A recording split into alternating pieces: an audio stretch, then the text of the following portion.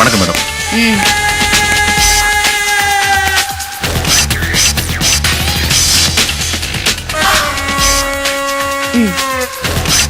So ராஜலட்சுமிக்கு அல்பாயுசுன்னு முடிவாயிடுச்சு. இனி யோசிக்கிறதுக்கு ஒண்ணுமே இல்ல விஸ்வா. நான் சொல்ற மாதிரி செய். அவங்கள வழியில வச்சு ஒண்ணு செய்ய வேண்டாம். நம்ம இடத்துக்கு தூக்கிட்டு வந்து தீத்து கட்டிடு.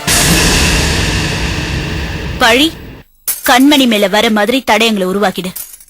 சரிங்க மேடம்.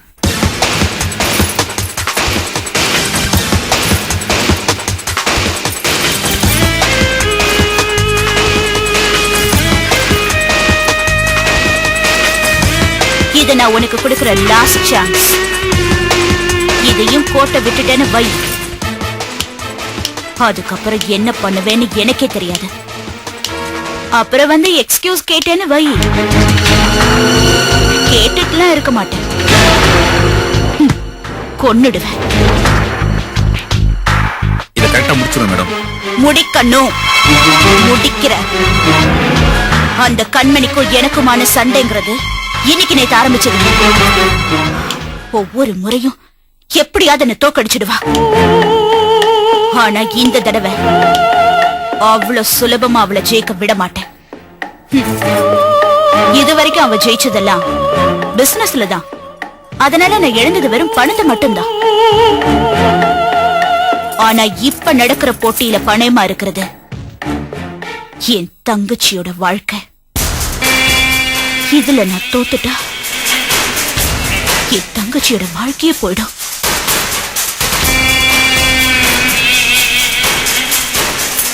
என்ன நடந்தாலும் சரி, எத்தனை உயிர் போனாலும் சரி,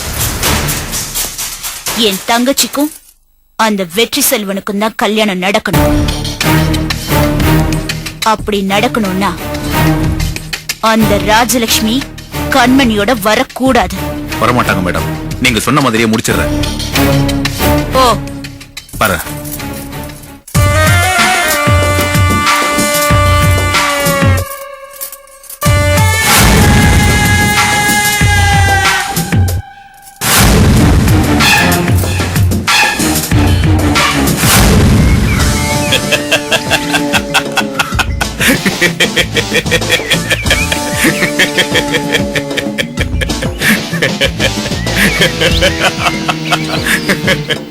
பெரிய ஆள் தம்பி நீங்க. உங்க அப்பா மாதிரியே அதே நெளிவு சுழிவு. புலிக்கு பிறந்தது பூனை ஆகுதுன்னு சொல்லுவாங்க. ஆனா நீங்க நிரூபிச்சிட்டீங்க தம்பி. கவலைப்படாதீங்க, உங்க அப்பா இழந்தது எல்லாத்தையும் கூடிய சீக்கிரம் சம்பாரிச்சிருவீங்க. அதுக்கு தானே ஃப்ரெண்டுன்னு கூட பார்க்காம இந்த வேலையை செஞ்சேன். ஃப்ரெண்டுன்னு சொல்றீங்க, மனசு உறுத்தலையா? உறுத்தலா? எனக்கா? மான கொள்றது புலிக்கு உறுத்தலா இருந்தா அப்புறம் புலி மான் கறிய சாப்பிட முடியாது, புல்லதான் திங்கணும். எப்படியோ தம்பி, ரேகாவை மறுபடியும் நடிக்க வச்சிட்டீங்க. ஆனா ஒரு விஷயம் தான் தம்பி எனக்கு புரியல. என்ன? ரேகா இன்னொரு கம்பெனி செக்க தானே வாங்கியிருக்கா. அடுத்த கம்பெனிக்கு நடிச்சு கொடுத்ததுனால நமக்கு என்ன லாபம்? அங்கதான் மேட்ரே. அண்ணே, நேத்து ரேகாவுக்கு செக் கொடுத்தது யாருன்னு நினைச்சீங்க? நம்ம பினாமி கதிரேசன் தான்.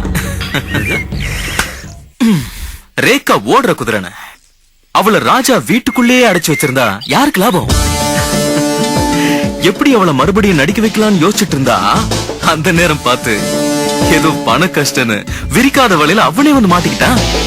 சரி தம்பி, அடுத்தது என்ன பண்ணலாம்?